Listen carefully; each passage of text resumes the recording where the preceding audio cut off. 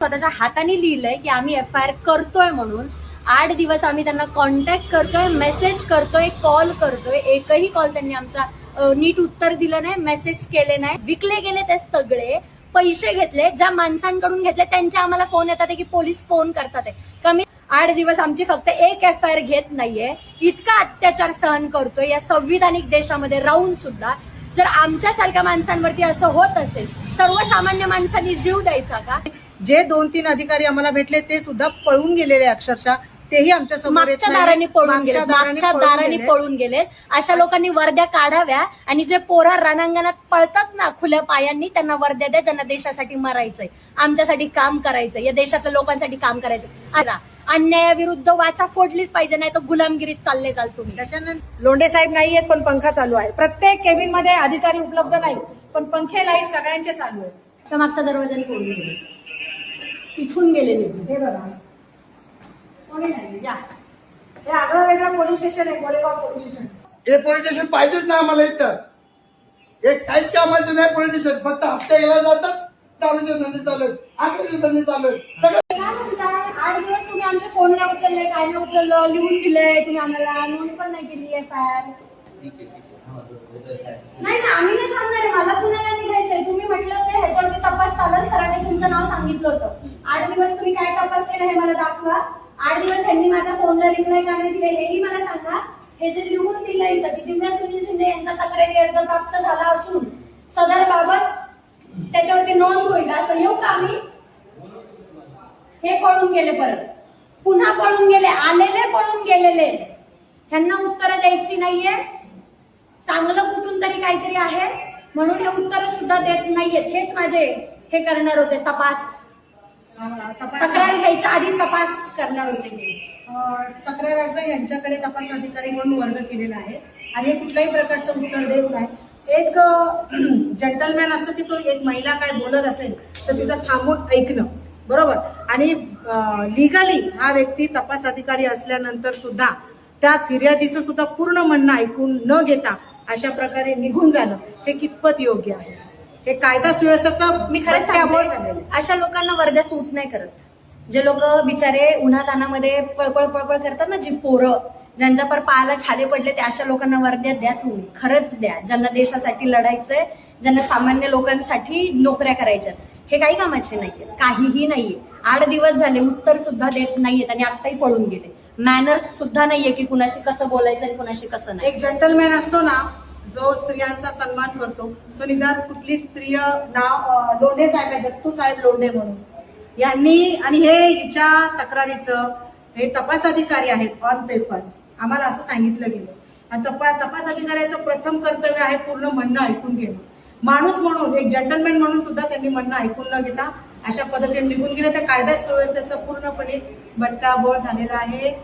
फडणवीस साहेब, कृपया तुम्ही तुमचं प्रशासन, पोलीस प्रशासन कशा पद्धतीनं महिला नारी सन्मान करतील याच्याकडे कृपया लक्ष द्या आणि अन्याय कसे कमी होतील किंवा अन्याय करणाऱ्यांवर कशी कडक कारवाई होईल याच्याकडे लक्ष द्या. आणि योग्य त्या माणसांना वर्दी प्रदान करा, म्हणजे त्या वर्दीची सुद्धा इज्जत राहील, या देशाची सुद्धा इज्जत राहील.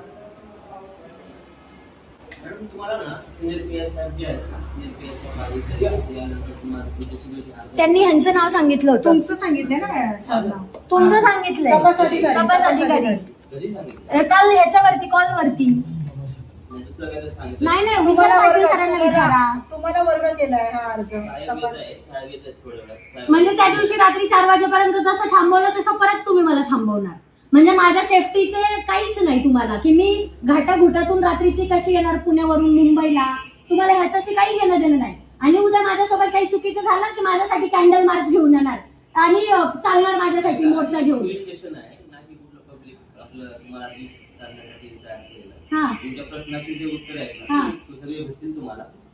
रील्स, एक मिनिट, रील्सचा आणि पब्लिक ह्याचा मी तुम्हाला प्रश्न नाही विचारू शकत. किती दिवस अर्जाची चौकशी व्हायला पाहिजे? मग तुम्ही हे तुमची काय जबाबदारी आहे?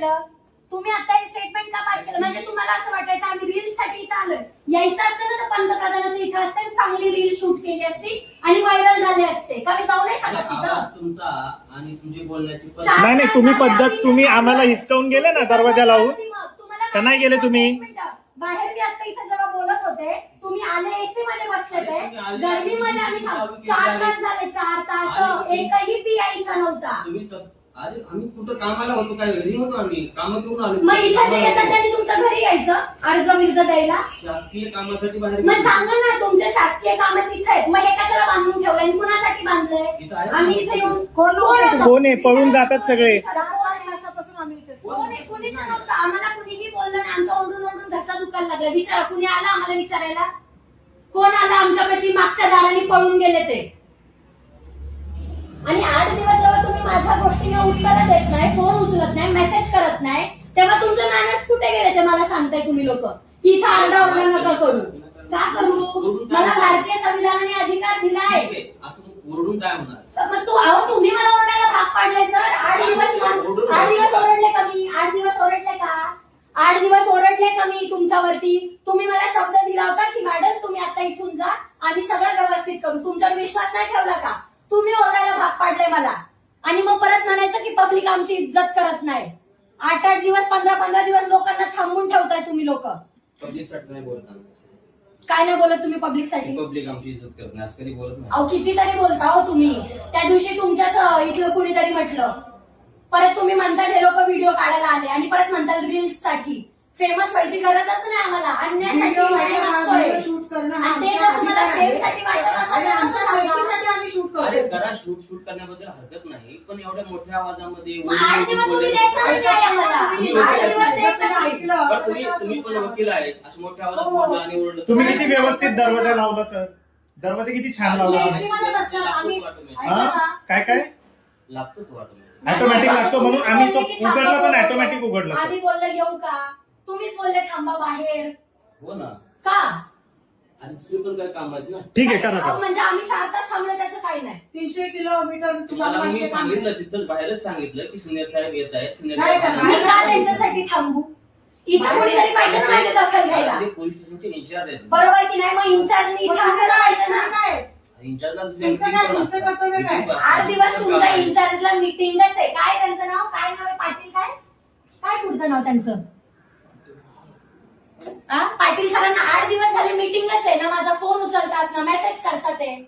आणि ज्या लोकांना तुम्ही फोन करताय का ते लोक मला फोन करताय की आमच्यावर कंप्लेंट केली काय तुम्ही? कोण? तेच ज्यांच्यावरती मी कंप्लेंट करायला आले. म्हणजे मला धमकी सुद्धा देणार आता ते लोक. आणि मी तुमच्याकडे दाद मागायला सुद्धा येऊ नाही शकत. 8 दिवस प्रेमाप्रेमातच चाललंय ना. आता डिझेलचे पण पैसे द्यायला सांगा ह्यांना मला माझे. पुण्यावरून मुंबईला येईपर्यंतचे.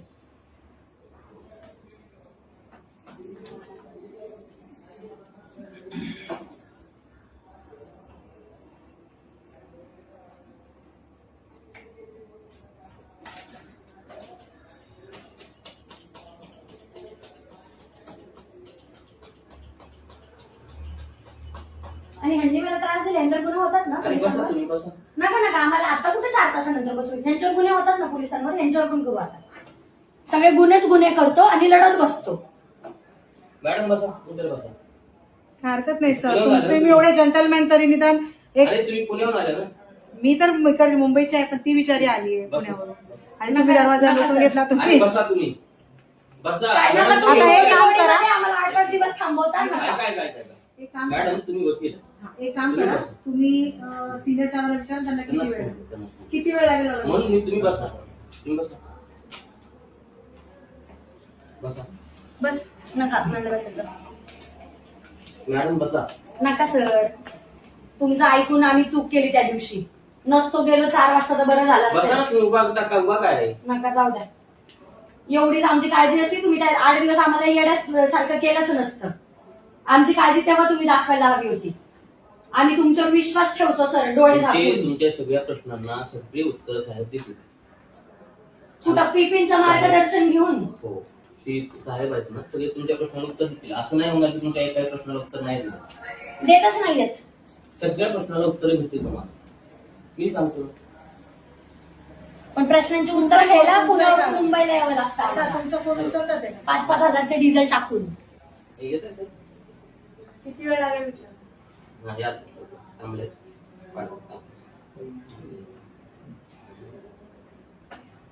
किती वेळ लागेल विचारा ना. गोरेगावला.